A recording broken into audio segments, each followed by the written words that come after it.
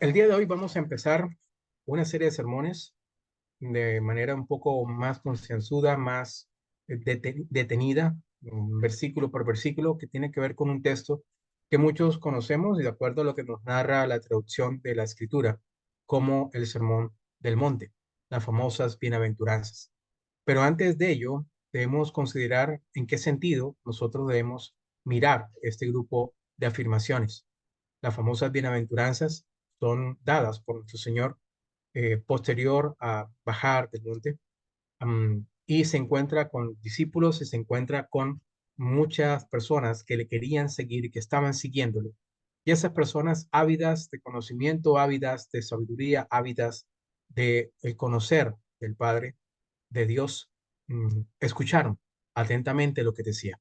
Y esas bienaventuranzas hacen parte del inicio del famoso Sermón del Monte. Hacen parte del inicio de una serie de afirmaciones, confrontaciones, exhortaciones sobre la forma como los fariseos, por llamarlo de alguna forma, centrándonos en un solo grupo, los fariseos, los saduceos, los escribas, etcétera, los que le llamaban los principales entre los judíos, el Sanedrín, inclusive, enseñaban, y lo que enseñaba Cristo era contrario a lo que ellos enseñaban. Básicamente era una enseñanza, y fue una enseñanza, no en contra de como tal, pero al que le caiga el guante, que se lo chante, sino era una enseñanza para afirmar el propósito de esa escritura, de esa ley que los rabinos, los maestros de la ley enseñaban. Empezando con esa expresión de bienaventuranzas, empezando con esa expresión de lo que implicaba la palabra Macarios en el griego, que es tres veces feliz, dichoso, confrontó inmediatamente la vida de cada una de las personas que escuchaban. Y de ahí empezó a confrontar también cada una de las enseñanzas externas en las cuales hacía énfasis. Es decir, oíste que fue dicho no matar, pero yo os digo tal cosa. Y no yendo en contra de lo que se había enseñado y lo que está explícito en la escritura, sino que no se quedaran en lo externo que escuchaban o leían en la Tanakh, en la Biblia, en la palabra de Dios, sino que miraran la profundidad del principio que había en cada una de esas afirmaciones, sentencias, advertencias, mandatos u ordenanzas que había en la ley de Dios. Y por eso el no matar no era simplemente acabar o quitar de manera adrede, con premeditación y alevosía, la vida de alguien más, sin tener ningún derecho a hacerlo, incluyendo el hecho que hoy en día se maneja del aborto, porque estás quitando, acabando, terminando, exterminando, aniquilando la vida de un ser humano que tiene la imagen de Dios en él. Incluyendo ello, no era simplemente el hecho externo de hacerlo, sino el principio de pensar y de cómo estabas tú ante tu hermano. Eso nos lleva a una realidad sobre nuestra vida en Dios o con Dios, que Él, aunque nosotros estuviésemos haciendo todo lo necesario para ser aniquilados por su santa, justa, eterna y perpetua ira, aguardó con paciencia, envió a su Hijo, y esa ira no fue descargada en nosotros, sino en su Hijo Cristo. Ahora bien, para aquellos que no son llamados o no fueron llamados a ser parte de su pueblo, aquellos a los cuales no tienen el privilegio inmerecido para nosotros de ser llamados hijos de Dios, la justa ira de Dios cayó sobre él, pero no en el sentido humano de premeditación, alevosía, de rabia, de enojo, etcétera, etcétera, porque en Dios, en nuestro Padre, no hay pecado, sino como la justa retribución a no observar e invalidar la ley. Nosotros no actuamos de esa forma y simplemente nos dejamos llevar por el enojo, por la ira, por la rabia, por el descontento, por la frustración, por lo que fuese, y manifestamos externamente esos hechos. Y cuando no podemos frenar ese ímpetu, muchas personas terminan precisamente quitando la vida de alguien más porque le estorba, porque le tiene rabia, o porque simplemente no le gusta su color de piel o la religión que maneja, o porque no le gusta cualquier cosa. Y en ese momento hemos más que declarado una guerra abierta con Dios, porque pasamos por alto su advertencia, pasamos por alto su mandato y simplemente nos colocamos sobre él, sobre la palabra, decidiendo nosotros qué es correcto y qué no, quién debe vivir y quién no. Esto nos lleva a un pequeño resumen sobre lo que implica precisamente el Sermón del Monte, que vamos a estar mirando, pero inicialmente introduciéndonos a la bienaventuranza, en ese contraste de lo que debe implicar la verdadera vida de aquel que teme de Dios, que busca de su palabra porque ha sido llamado por el Eterno para ello, y de aquellos que no pueden vivir en esa bienaventuranza y que simplemente están agobiados porque la ley no le exige que cumplan, sino que la ley les revela, les manifiesta quiénes son y muestran su conducta pecaminosa, producto de una vida sin Dios. La ley está ahí precisamente para señalar nuestra cercanía o nuestro alejamiento del Eterno. Está ahí para juzgar a quien vive conforme a su voluntad y a quien no. Está ahí porque es nuestro aguijón diario que nos señala, no te apartes de mi ley. Por eso, no solamente hablando acerca de la famosa expresión, no asesinarás, sino también no adulterarás, implicando no simplemente el hecho externo de unirse un hombre con una mujer que no es su esposa, o estrictamente que es esposa de alguien más, mujer ajena, sino el hecho de pensar, de desear aún a la esposa de alguien más y desear terminar fornicando o desear simplemente por gusto con alguien que no es su esposa. Eso también llevaba a que debíamos mirar y confrontar nuestro corazón. Y es precisamente lo que nos enseña de introducción las famosas bienaventuranzas. Ahora bien, estas bienaventuranzas la empezamos en contraste a lo que hoy miramos en el mundo, lo que está aconteciendo. ¿Y qué es lo que en el mundo acontece? ¿Y qué es lo que en el mundo acontece? Si miramos nosotros, si abrimos y buscamos en Internet o en cualquier periódico, sus páginas sociales, de anécdotas, etcétera, encontramos una gran cantidad de predicciones, de agorerías, de adivinaciones, de proyecciones de lo que va a ocurrir el próximo año. Como si al cambiar pasara algo mágico, como decía nuestro profesor David, el presbítero David, algo espirituflático cerca de la vida posteriormente. Pero fuera de cualquier banalidad y trivialidad que eso conlleva, encontramos que las personas quieren saber qué es lo que va a ocurrir con sus vidas. Las personas quieren saber y anhelan cómo les va a ir para ver si pueden irse por ese lado, ¿no? O esperan o no. Quieren algún tipo de seña, de señal que les diga, oh, este proyecto te va a ir muy bien y vas a tener esto y aquello y lo otro, pero siempre en torno a lo que anhela nuestro corazón. Y muchas veces el anhelo de nuestro corazón no es el pensamiento ni el anhelo de Dios como propósito para nuestra vida. Si miramos simplemente en el contexto secular, encontramos lo que pasará en el 2024, profecías. De hecho, utilizan la misma jerga y la misma expresión que pueden utilizar algunos que se llaman cristianos. Ya no dicen el, el adivinador o el astrólogo mira su carta astral para ver qué es lo que va a ocurrir. No, utilizan precisamente las mismas las palabras. O no sabemos si aquellos que hoy fungen como cristianos y se muestran como cristianos y dicen, esto acontecerá en el 2024 o en el 2025, en el 2026, usted puede irse al 2000, año que sea, y parece un déjà vu, porque son las mismas expresiones. Año de la visitación, año de la transformación, año del empoderamiento, año de la impartición, año de la restauración, año de la multiplicación, año de... Y siguen y siguen y siguen. Y de hecho, ninguno dijo año de la confrontación con el Dios en el 2020. Ninguno. Todos decían, este va a ser un año de éxito, de multiplicación, de salud, y nos fue bastante mal, en el sentido de lo que ellos habían dicho. Pero si miramos secularmente, esto pasará en el 2024, profecías que se cumplirán en el 2024, profecías del año 2024, lo que nos espera. Lectura espiritual del tarot, ojo, espiritual del tarot.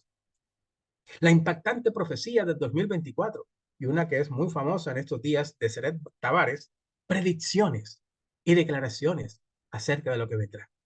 La adivinación entonces y la agorería como mecanismo de lucro ante la religiosidad del hombre. Es decir, captan la realidad del hombre que es religiosidad, es decir, llenar el vacío de ese hecho de su espiritualidad sin Dios, que queda después del estado caído, con cualquier cosa que le ayude a pensar, a soñar, a creer, a tener fe, entre comillas, humanamente hablando, en algo. Obviamente, porque ya no está ese hecho de esa relación con Dios. Entonces son declaraciones o predicciones que giran en torno a nuestros propios deseos, metas, proyectos personales, negocios empresariales. Y estas predicciones inquietan o varían las decisiones a tomar en la vida del hombre que les interesan estos temas, entre comillas, espirituales. Pero si nosotros miramos y hacemos una búsqueda entre los que supuestamente son cristianos o se dicen cristianos, encontramos exactamente lo mismo. Palabra profética del 2024. Ya no decimos profecía o lo que sucederá en 2024, sino palabra profética. Declaración profética del año. Año de declaraciones y decretos. Año de transformación y de restauración. Declaraciones proféticas. Aquí miramos un ejemplo del 2020, declaración profética que ni por las curvas, ni siquiera se acercó. Pero este tipo de profetas siguen siendo considerados profetas, aunque nunca le hayan atinado ni siquiera a las aproximaciones de la lotería. Ustedes me entienden. La adivinación entonces y agorería en el mundo cristiano es disfrazada de la religiosidad de declaraciones proféticas, supuestamente dadas por el Eterno. Declaraciones que giran nuevamente en torno a nuestros deseos, a nuestras metas personales, a nuestras egoístas necesidades, pero jamás en torno de la gloria de Dios. Ojo. Y hacemos precisamente en estos domingos y hoy, estos días de final de año, hay testimonios y muchos testimonios sobre cómo Dios te llevó a comprar una casa, un carro, a pagar un estudio, etcétera, etcétera. Pero son muy pocos, muy escasos, tal vez casi nulos, aquellos que hablan de una verdadera transformación para la gloria de Dios. El impío también desea eso y el impío también puede decir eso, sin la ayuda de Dios, aparentemente. Pero entonces, este hecho de espiritualidad disfrazada de, o mejor, agorería y adivinación disfrazada de ciertos ritos espirituales, está en el marco de una manifestación abierta de un corazón ajeno al pacto, alejado de Dios, viviendo sin Dios, conforme a los deseos de este mundo. Y ahí es donde nos debemos preguntar, ¿cómo debemos nosotros asumir estas cosas? Antes de introducir, quiero que escuchen esta pequeña reflexión para después, con base en esta reflexión de Arce Sport, podamos nosotros continuar en la temática.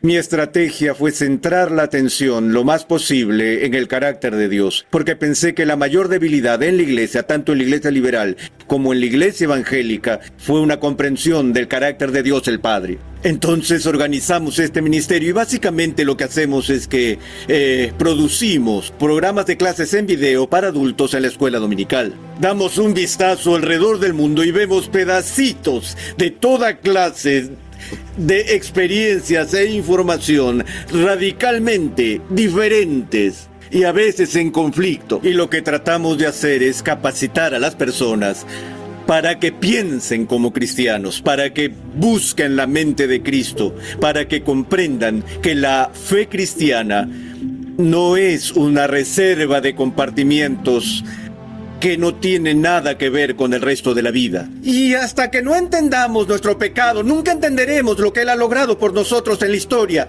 en sus actos redentores, en el éxodo del Antiguo Testamento, en la cruz del Nuevo Testamento. Ni entenderemos nuestra propia meta y propósito como cristianos, que son llamados a ser un pueblo santo, santificado en el Señor, hasta que tengamos una idea de todo el concepto de la santidad. La Biblia usa palabras como estamos muertos en pecado, somos esclavos del pecado, somos por naturaleza hijos de ira. No queremos a Dios en nuestro pensamiento, porque Él es santo y nosotros no. Creo que una de las cosas más importantes que hacemos es tratar de profundizar nuestra comprensión del carácter de Dios. Si Ligonier es fiel a sus fundamentos, y creo que lo será, deberíamos estar en medio de una renovación mundial de la fe reformada. En lo que a mí respecta, este es el tipo de cosas que no puedes programar en un estudio. Dios es soberano. No hay moléculas sueltas en un universo donde Dios es soberano. Si Dios no es soberano, Dios no es Dios. Quiero ponerlo simple. El Evangelio es tan claro en las Escrituras que un niño puede entenderlo. Lo que quiero transmitirles es que, a menos que un hombre nazca de nuevo, no puede ver el reino de Dios. Si Dios es Dios, si realmente es Dios, no solo es Dios de la iglesia, es Dios del gobierno, es Dios de las artes, es Dios sobre todo. Mi estrategia. Esta última afirmación, es Dios del gobierno, es Dios de las artes, es Dios sobre todo. Es lo que nos debe llevar a confrontar nuestra vida y aprovechar entre comillas, anécdota de cambio en el calendario. Año 2024, de 2023 a 2024 dentro del calendario romano, o año en el cual estamos 5785 dentro del calendario judío-cristiano, desde el momento de la creación como tal en el Edén. Cualquiera que sea, simplemente es confrontar nuestra vida. Y cualquier día es bueno para hacer esa confrontación. No debemos esperar entonces que esperemos hasta diciembre de 2024 para mirar cómo nos fue. Mañana mismo, hacerlo en el día. El 2 de enero, hacerlo nuevamente. Y cada día se vuelve especial porque estamos delante del Eterno. Y cada día se vuelve especial porque es el día creado por Dios para su gloria, no para la nuestra. Creado por Dios para cumplir su propósito, no el nuestro. Creado por Dios para que su nombre sea glorificado, no nuestro nombre exaltado. Y cada día debemos cumplir ese propósito, que es el propósito final de nuestra existencia. Es el propósito final que aún nuestro corazón siga latiendo. Es el propósito final por el cual Dios permite que aún podamos tener raciocinio, sabiduría, inteligencia, habilidades, etcétera, etcétera, para su honra y para su gloria. No para que estemos centrados en qué y cómo nos va a ir a nosotros, que simplemente es una añadidura al elemento inicial, al principio, valga redundancia, inicial de vivir conforme a su voluntad. Miramos este texto, Mateo capítulo 5, verso 1 al 12, que nos habla precisamente del resumen inicial de la introducción al famoso Sermón del Monte. Viendo la multitud, subió al monte y sentándose vinieron a él sus discípulos, a los que estaban cercanos a él, y abriendo su boca les enseñaba. Paideos, en el griego aquí, habla acerca de la enseñanza de manera discipular. Es decir, estuvo con ellos enseñándole, literalmente andando con ellos, enseñando con ellos. Por eso la necesidad de los devocionales. No es porque no haya más nada que hacer, es porque día a día debemos ser exhortados en su palabra. Y cada día que lo dejamos de hacer, precisamente, nos alejamos del Eterno. Y no solamente el hecho de ser instruidos nosotros mismos a través de nuestro estudio devocional, a través de nuestra lectura diaria de la escritura, de nuestra oración, sino también confrontado por lo que piensa alguien más que nos puede estar enseñando acerca de ese versículo o de ese estudio. No somos una veleta suelta. Y siempre debemos considerar que hay alguien que Dios usa para enseñarnos cómo amar, cómo descansar, cómo buscar de nuestro Señor. Entonces dice nuestro Señor Jesucristo, abriendo su boca, les enseñaba diciendo, bienaventurados los pobres en espíritu, porque de ellos es el reino de los cielos. Bienaventurados los que lloran, porque ellos recibirán consolación. Bienaventurados los mansos, porque ellos recibirán la tierra por heredad. Bienaventurados los que tienen hambre y sed de justicia, porque ellos serán saciados. Bienaventurados los misericordiosos, porque alcanzarán misericordia. Bienaventurados los de limpio corazón, porque ellos verán a Dios. Bienaventurados los pacificadores, porque ellos serán llamados hijos de Dios. Bienaventurados los que padecen persecución por causa de la justicia, porque de ellos es el reino de los cielos.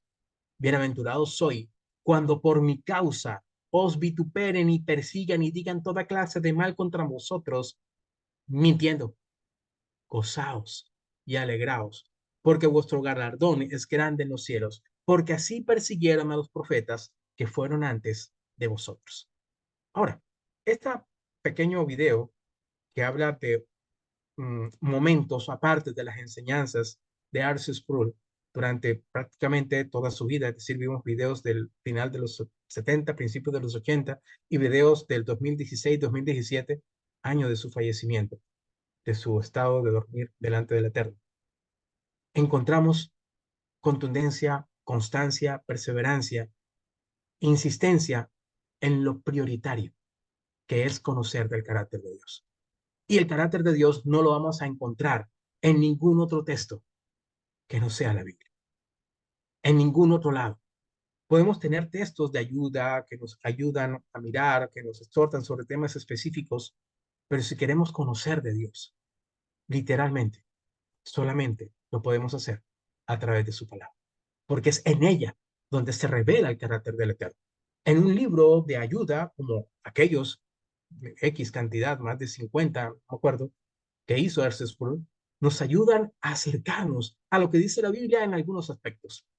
La soberanía de Dios, la imagen destrozada, escogidos por Dios, la santidad de Dios, nos ayudaron, y a mí me ayudaron mucho, a vivir, a ver en la Biblia ese hecho que narraba en una expresión como la soberanía, el carácter, la santidad, etcétera, etcétera. Y a profundizar a partir de ese texto, mirando en la Biblia, a partir del estudio de la Biblia, quién era Dios y cómo se reveló a nosotros.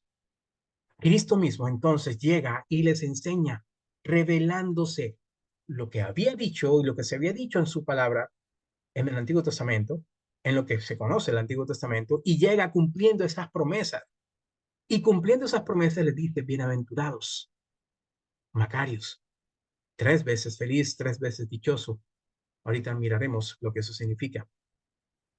Porque de ellos es el reino de los cielos. Recibirán consolación, recibirán la tierra por heredad, serán saciados en justicia, alcanzarán misericordia, verán a Dios, serán llamados hijos de Dios. Y siendo llamados hijos de Dios, serán bienaventurados aunque haya persecución por causa de la justicia, porque de ellos, de nosotros, es el reino de los cielos. Y aunque digan toda clase de mal contra vosotros, mintiendo, nos gozaremos y nos alegraremos, porque no serán dignas de ser recibidas esos vituperios, porque ya Cristo recibió por nosotros cada uno de esos agravios e insultos. Miremos entonces en ese contexto lo que implica. Y es a ello a lo que nos debemos dedicar. No estar pensando qué viene el 2024, si mi trabajo va a prosperar, si mi empresa va a crecer. Son hechos de añadidura que no serán importantes si primeramente no estamos enfocados en conocer de Dios. ¿Y en qué sentido lo digo? Este versículo que utilizamos en el último sermón habla de que siendo en forma de Dios, no estimó ser igual a Dios como cosa que aferrarse. Es decir, ¿hay algo más importante que conocer de Dios? ¿Hay algo más importante habiendo sido llamado a ser parte de su pueblo que aprender de Dios? ¿Que conocerle? ¿Que amarle cumpliendo sus mandamientos? No, no hay premio Nobel, no hay premio de la NASA, no hay Pulitzer, no hay Simón Bolívar, no hay absolutamente nada, ni premios del SENA, que agoten lo que implica ser conocidos por Dios y que agoten la importancia de conocer a Dios y de qué forma Él nos ha conocido. No estimó ser igual a Dios como cosa que aferrarse. ¿A qué nos aferramos y a qué te aferras tú? Para no aprender, no conocer de tu Padre, del Eterno. Se despojó a sí mismo, se vació, se anuló, por llamarlo de alguna forma, tomando forma de siervo, hecho semejante a los hombres. Es decir, podemos nosotros y anhelamos nosotros humillarnos en cierta forma, entendiendo que Cristo se humilló vaciándose a sí mismo para nacer, encarnarse en medio de un pueblo que lo odiaba, que no anhelaba su llegada. Los suyos no le conocieron. Su pueblo por el cual él vino, espaldas les había dado. Y siendo forma de hombre, hecho semejante a los hombres, dice la Escritura, estando en esa condición, se humilló nuevamente a sí mismo, haciéndose obediente hasta la muerte y muerte de cruz. El primer paso para conocer de Dios es tomar precisamente este principio que nos enseña nuestro Señor Jesucristo, humillándonos a nosotros mismos. Y humillando implica que quiero hacer esto, pero no, voy a estudiar su palabra. Estoy hablando del momento de ocio, de, entre comillas, tiempo libre. Es decir, obviamente en tu trabajo no vas a estar con la Biblia estudiando diciendo, no, esto es más importante que mi trabajo. Obvio que sí lo es, pero no en ese sentido lo estoy haciendo. No me malinterpreten de manera literalista lo que estoy diciendo. Es más importante Cristo en todo, inclusive que tu trabajo, pero tienes que conocerlo en lo íntimo, encerrado en tu habitación, en lo íntimo cuando solamente está Él y tú a solas, para que entonces en lo público ese conocimiento de Dios se manifieste y evidencies con tus hechos, con tus actos, en la forma en que ejecutas tu trabajo, en que estudias en la universidad, en que guardas tu hogar, en que administras tu hogar, en que amas a tu esposa, en que amas a tus hijos, se manifieste que estás temiendo de Dios. Ser cristiano no te hace que vayas a una iglesia, como decíamos nosotros en la iglesia presbiteriana. No te vuelves carro porque estés en un garaje, no te vuelves cristiano porque estés metido las 24 horas en una iglesia. No te vuelves cristiano porque tenga la Biblia debajo del brazo. Te vuelves cristiano porque la Biblia se manifiesta en tu vida, porque la palabra de Dios se manifiesta en tu vida. Y la única manera de hacerlo es conociéndola. La expresión de Arthur Sproul en este video, muy uh, nostálgico en cierta forma, pero al mismo tiempo muy confrontador de manera absoluta. ¿En dónde están nuestras prioridades? Y lo primero que debemos hacer para iniciar este nuevo año, por llamar de alguna forma, que es simplemente un dato anecdótico, es ¿cuál es tu prioridad? ¿En dónde está tu prioridad? ¿En dónde está tu tesoro? ¿En dónde está tu corazón? ¿En verdad estamos humillándonos y teniendo el mismo sentir que hubo en Cristo Jesús? Para entonces conocer del Padre, entendiendo que la vida eterna es esto, que te conozcan a ti, único y Dios verdadero, y a Jesucristo a quien has enviado. La vida eterna no está en las cosas temporales, de este estado temporal de existencia. Está en el conocimiento de Dios. Está en el conocimiento de su palabra. Y en su palabra mana la vida.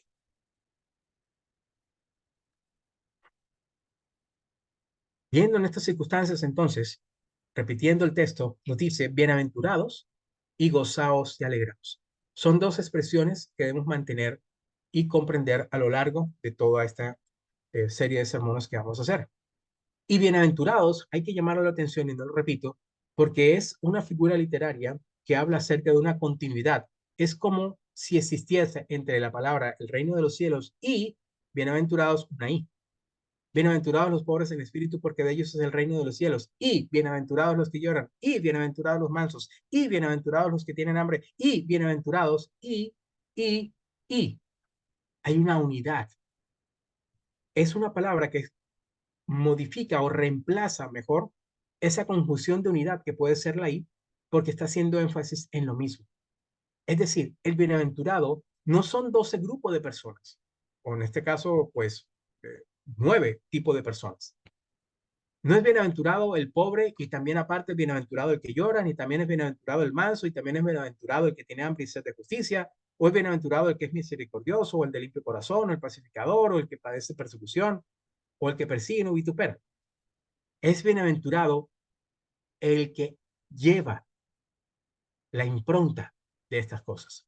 Bienaventurado es el pobre en espíritu, que al mismo tiempo llora, que al mismo tiempo es manso, que al mismo tiempo tiene hambre y sed de justicia, que al mismo tiempo es misericordioso, que al mismo tiempo es de limpio corazón, que al mismo tiempo es pacificador, que al mismo tiempo padece persecución y que al mismo tiempo es vituperado y perseguido.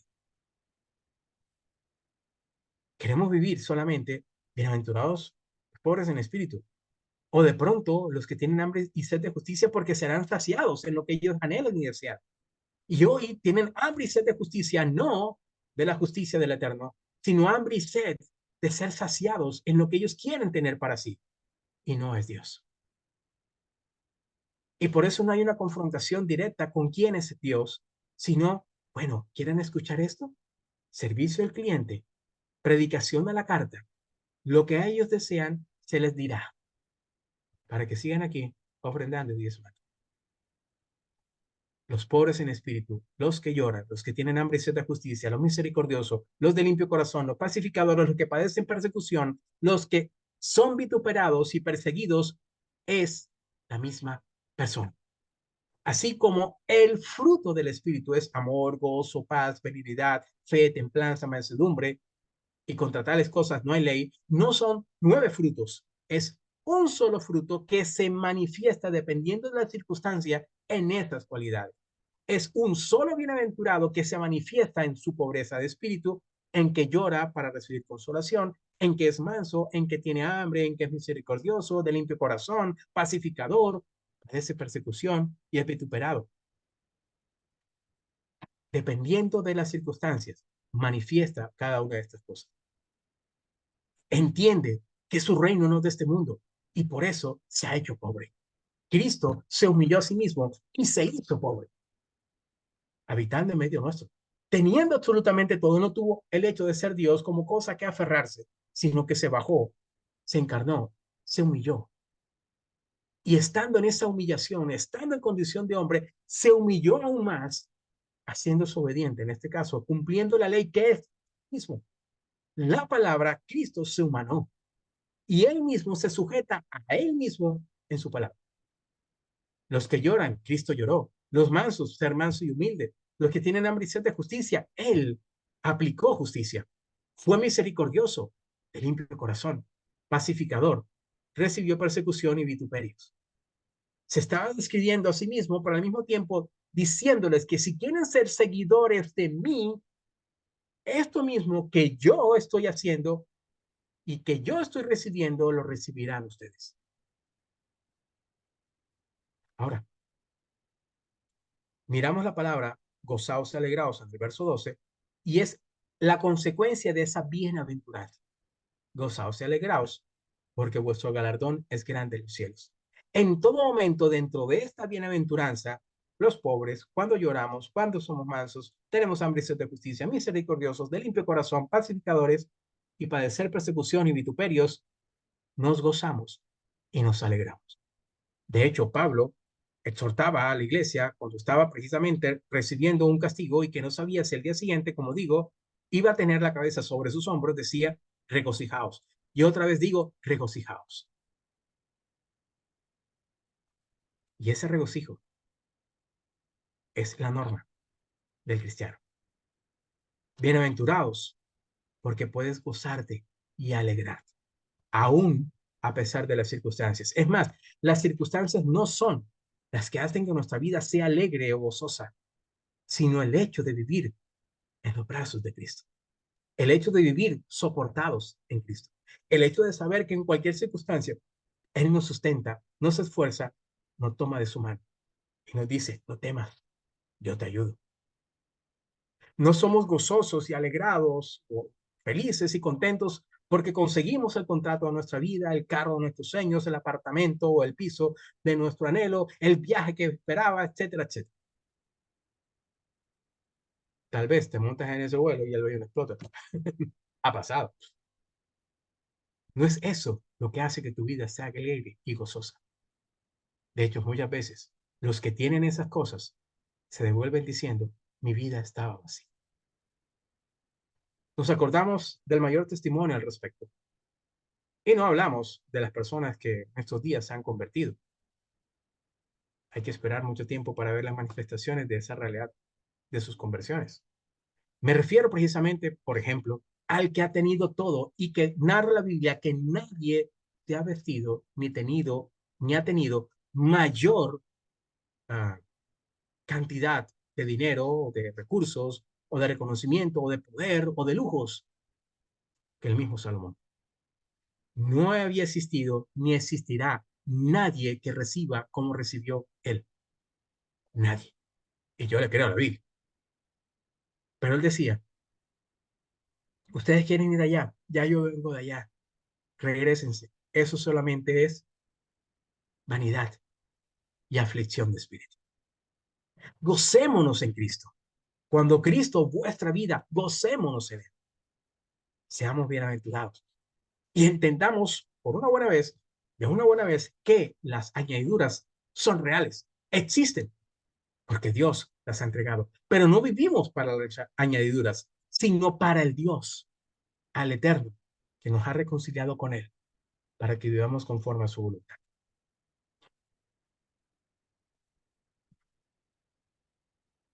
La primera parte dice, viendo la multitud, subió al monte, y sentándose vinieron a él sus discípulos. Viendo la multitud, ¿qué había en esa multitud? ¿Qué podemos leer de este versículo? Diciendo, no, había mucha gente y simplemente lo seguían. No, pero ¿por qué lo seguían? Leamos entre líneas, hagamos el ejercicio. Viendo la multitud. Y cuando dice viendo la multitud, podemos decir que pasó algo parecido a esto. Viendo alrededor. Y donde ponía su mirada, había gente deseando escuchar. Viendo la multitud, subió al monte. Es decir, tuvo que elevarse para mirarlos a todos. No se sentó en una mesa redonda con 10, 15, 12, 20 personas, sino que había una multitud. Subió al monte y se sentó donde podía verlos a todos. Y vinieron a él sus discípulos, es decir, además de la multitud, estaban sus discípulos. Y estando sus discípulos con la multitud, entonces les enseñó. Y eso tiene mayor seguridad de lo que afirmamos, porque al final miramos el famoso milagro de los panes y de los peces, que al final toda esa multitud que había, no sé cuántos eran, 4,000, 5,000 que habían en ese momento, fueron alimentados con una canasta de 2 peces y una canastica de unos 4 panes. Y cuando recogieron las canastas, después de haber servido y saciado a todos, habían cestas llenas de peces y cestas llenas de panes. Ahí le estaba enseñando, ocupaos de que todas las demás cosas vienen por añadidura. Los discípulos estaban preocupados, pero ¿cómo vamos a alimentar a toda esta cantidad de personas? Sirvan, empiecen, distribuyan, ocúpate del reino, que el Eterno se ocupa de las añadiduras. Entonces, viendo la multitud, subió al monte para verlos, se sentó mirándolos, ahí estaban los discípulos, y abriendo su boca les enseñaba. Y es abrir su boca, pues obvio, tiene que abrir la boca, no era un ventríloco hablando, no, pero en el sentido que vio la necesidad de hacerlo. Y de abrir su boca era que salía de él esa palabra. Y esto es una expresión también llevada al punto de contrarrestar algunas afirmaciones que podemos encontrar aquí en la escritura sobre que Cristo simplemente era un espíritu, una aparición. No, abrió su boca, enseñó, él comió, él fue al baño, era Cristo, se había encarnado. Y lo primero que dice, confrontándolos, es bienaventurados. Y esa expresión bienaventurados es una cualidad que tienen los pobres en espíritu. Y la razón por la cual son bienaventurados esos pobres en espíritu es porque de ellos es el reino de los cielos. Esta sentencia es un golpe fuerte a las artimañas del enemigo. Son felices porque son pobres, porque de ellos es el reino. Debes hacerte pobre, Debes entender tu pobreza. Y no me refiero a la pobreza en el sentido material, que no tienes ni siquiera salario mínimo, no tienes dónde vivir. No, no me refiero a esa pobreza. Tiene que ver con el hecho de tu vida, de tu estado, de no considerarte alguien o considerarte que necesitas algo si materialmente no tienes. No habla de eso. Habla del estado real del ser humano para ser considerado bienaventurado. Y para que entienda que ese que es bienaventurado, de él es el reino de los cielos. Esa gente vino a buscar cosas, no precisamente materiales.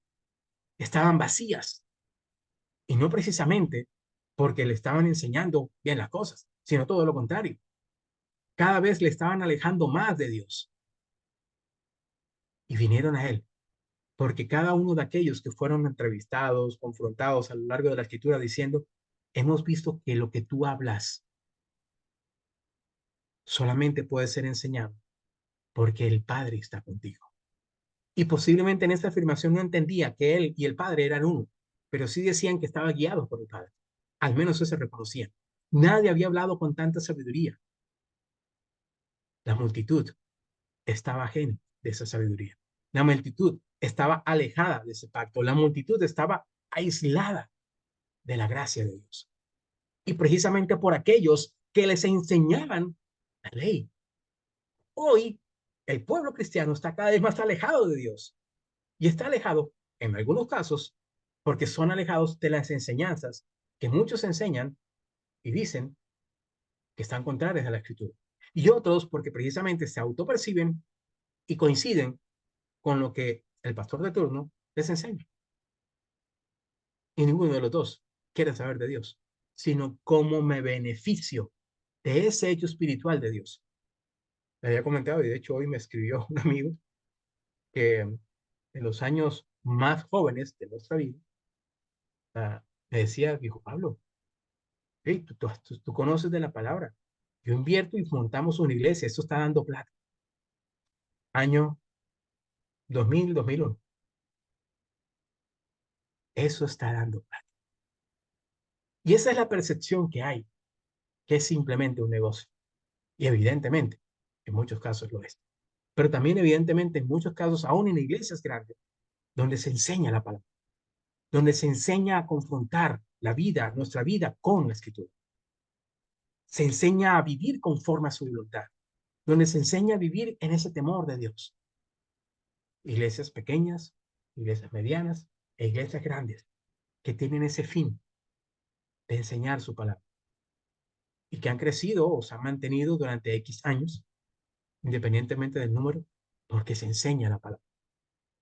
No varían cada tanto, le cambian el nombre y la vuelven una cosa y después la vuelven otra, porque es una razón social y que se puede cambiar.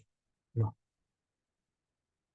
hay que dar gracias entonces por esas iglesias, dando gracias a Dios primeramente por las congregaciones que hacen parte de nuestra iglesia y que están afiliados a nuestra iglesia o cercanas a nuestra iglesia y a nosotros mismos como iglesia, pero no quedándonos en una falsa eh, prepotencia de pensar que tenemos la escritura. No, hay otras iglesias que también enseñan de igual o mejor forma su palabra.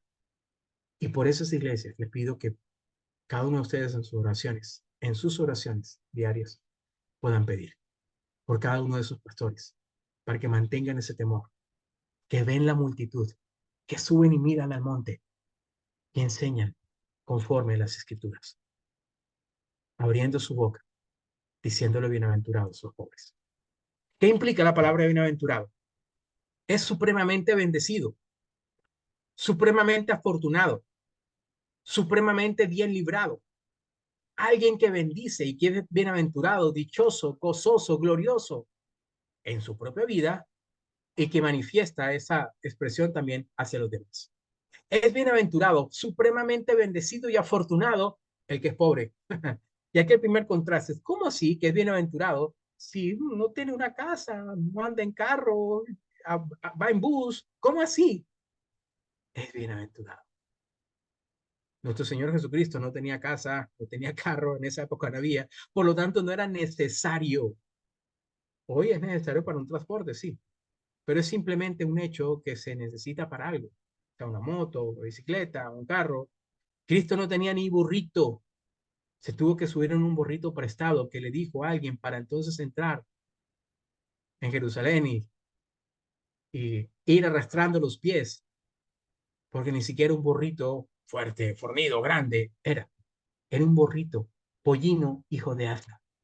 Y hoy no, yo quiero pasear en mis Lamborghini porque en esto me quita un poco el estrés del servicio, mi Dios. No, estaban muy equivocados, están muy equivocados. La bienaventuranza no está en las posesiones que tengamos, aunque el Eterno nos puede dar muchas posesiones y de hecho nos ha dado.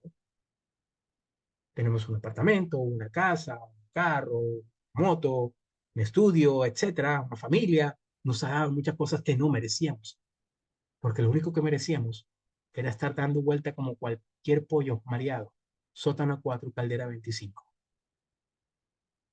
A lo único que hemos hecho mérito de sobra, con el sudor de nuestra frente, pero a Él le plació llevarnos a algo mejor, vivir en su gracia, conociéndole a Él como nuestro Señor y Redentor. Nos llama entonces bienaventurados, supremamente bendecidos y afortunados, los pobres en espíritu.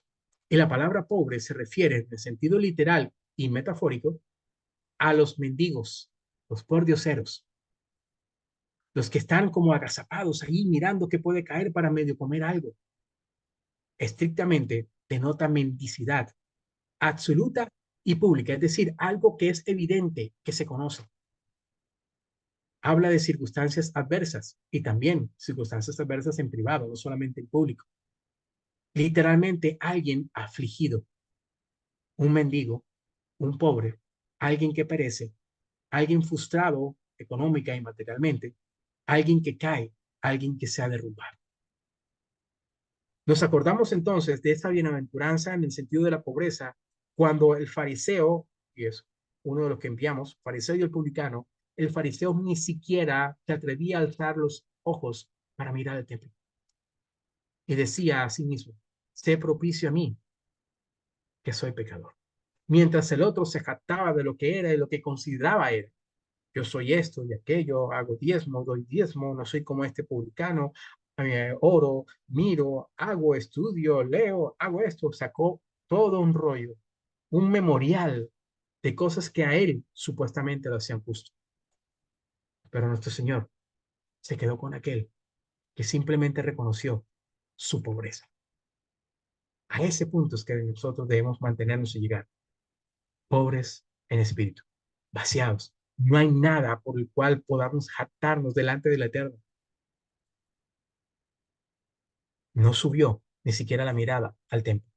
Sé propicio a mí, que soy pecador. El mismo Pedro confrontado con Cristo cuando frenó la tormenta, dijo, apártate de mí, que soy hombre pecador. Entendió, fue confrontado. Aquel bienaventurado es bienaventurado porque ha sido confrontado con su pobreza. Y confrontado con su pobreza, entonces se abalanza a la riqueza espiritual, a la riqueza del reino. Y entiende que es heredero de ese reino. No hay nada en este mundo que pueda llenar el vacío. Lo único es Cristo. No hay nada que pueda distraerlo en este mundo para buscar esto o aquello. Está enfocado en Cristo. En todas las áreas de su vida. Recordando nuevamente lo que nos enseñaba en ese resumen Ars Pro.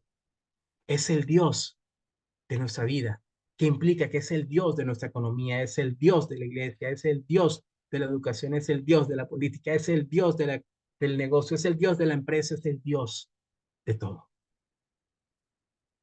Quiere decir que debemos vaciarnos, humillarnos en lo que consideramos somos sabios o somos inteligentes o tenemos habilidades, para entonces hacerlo, no conforme a nuestra sabiduría, a nuestra habilidad, sino utilizando esta realidad que Dios nos ha permitido, hacerlo conforme al Eterno. Entonces esa habilidad y esa sabiduría, esas manualidades o esa riqueza de creatividad que podamos tener sirviéndole al Eterno, para entonces actuar conforme a ello, haciéndonos pobres en cada una de nuestras actividades, no considerando que lo sabemos, sino que cada vez queremos conocer más cómo Dios tiene que ver con lo que hace en la medicina, en la agricultura, en la arquitectura, en la ingeniería, en el pastorado, en el ministerio, en la familia, como papá, como mamá, como esposo, como esposa, como hijo, como abuelo, como nieto.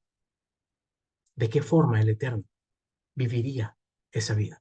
Pero para hacerlo, no tenemos que aferrarnos a lo que consideramos somos, como Cristo no se aferró al hecho de ser Dios. Y hay una diferencia abismal. Cristo era Dios y es Dios. Y no tuvo ese hecho para aferrarse a esa realidad. Y nosotros no somos lo que nos creemos, que no somos nada. Y aún así nos aferramos a cosas que ni siquiera somos. Entonces no podemos aferrarnos a la temporalidad de nuestra vida, sino aferrarnos a Dios, haciéndonos pobres. Porque es la única manera que entendamos que vivimos en el reino del Eterno y que ese reino es nuestro. Estas cosas temporales pasarán. Absolutamente nada nos llevaremos. Así que no nos desdudamos por ello, ni por tener más o menos. Y tampoco quiere decir que, oh no, el pastor me ha enseñado que estas cosas temporales no sirven de nada, así que no voy a trabajar más. No, tenemos que seguir siendo responsables, pero entendiendo que lo hacemos, sabiendo que es el Eterno que nos guía, que nos dio la habilidad, que nos dio las relaciones, que nos dio los contactos, que permitió que cayéramos en gracia, que a pesar de nuestra incumplimiento en algún momento, de nuestra forma de expresar, de decir las cosas en otro, de nuestro, etcétera, etcétera, permite que aún haya alguien llamándonos para que hagan esto o aquello, que aceptan que participemos en esto o en esta otra cosa, que nos invitan a hacer esto o esto otro, que aún nos mantiene vigentes aún a pesar del paso del tiempo. Se nos olvida que es el Eterno, el soberano de todas esas circunstancias, que nos pone a vivir para que vivamos, seamos exhortados y que al mismo tiempo nos llega a considerar y en esa misma exhortación hacernos ver que no somos nosotros, sino Él el que hace posible todas las cosas buenas, materiales y de añadidura que nos ha dado. Pero el punto central aquí es bienaventurados porque somos pobres en espíritu, porque entendemos que esa pobreza será llenada de riquezas en el reino de los cielos. Y ese reino no hay que esperar que llegue nuestro Señor Jesucristo, sino es un reino de aquí y ahora. Es un reino que empieza con el carácter de Cristo en nuestra vida. El amor, gozo, paz, benignidad, fe, templanza, mansedumbre, etcétera. Es un reino que se vive, que se manifiesta, que se experimenta en nuestro diario vivir. Donde antes nos enojábamos, hay dominio de autocontrol. Donde antes injuriáramos e insultábamos, hay palabras de mansedumbre. Donde antes había raíz de amargura, ahora hay un deseo y un gozo por anhelar y compartir con. Donde había egoísmo, hay anhelo de compartir. Donde había simple y llanamente jactancia, hay humildad en llamar, sustentar y soportar a alguien más para compartir con el que padece necesidad. Somos bienaventurados porque aprendemos que en lo poco tenemos mucho, porque ya tenemos al Espíritu de Dios y a Cristo mismo inundando nuestro corazón para vivir conforme a su voluntad. ¿Quieres iniciar de manera correcta este 2024? Entonces, simple y llanamente, dedícate a vivir conforme a su voluntad. Dedícate a actuar conforme a su verdad y que siempre estemos deseosos y gozosos en su palabra. Me despido con esto. Como les mandé y les compartí en el WhatsApp, hoy es el último día del año, pero es simplemente un dato anecdótico. Hoy es el día del Señor y esto es un hecho real y absolutamente trascendente para nuestras vidas. Les invito, antes de finalizar en familia, como debe ser, este año, a reunirse en torno al único y la única motivo y razón que debe guiar nuestras vidas. En el anecdótico 2024, Cristo, nuestra vida, debe ser el motor y el impulso. El Eterno les bendiga y les guarde en este día, para que el día del Señor sea de edificación para cada uno de ustedes, cada día del Señor y para sus familias, y que el Eterno ha colocado para su gloria el disfrute de su familia y de sus congregaciones o de la congregación. Este 2024 solamente será bueno si y solo si cuidamos de poner por obra los estatutos de su ley, lo cual ha escrito en nuestra mente y tallado y labrado en nuestro corazón. Bendiciones para todos. Iglesia IPR. Oremos. Padre amado, te damos gracias por tu infinita misericordia y tu bondad, porque permite que seamos confrontados con tu verdad, con tu palabra, con la palabra que se humanó en medio nuestro, y quitar las tinieblas que nublan nuestra vista, las amarguras que debilitan un corazón agradecido, las terquedades y jactancias que evitan que te veamos a ti como el Señor de señores. Ayúdanos, Señor, a vivir conforme a tu voluntad, que es el propósito de toda creación. Darte la gloria a ti. Y ayúdanos, Señor, para que cada día de este nuevo año, de este año que empieza, simple y llanamente sea motivo del cumplimiento de tu promesa en cada uno de nosotros y de nosotros sometidos a tu promesa de vivir conforme a tu voluntad, guardando tus estatutos, andando en tus decretos y poniéndolos por obra.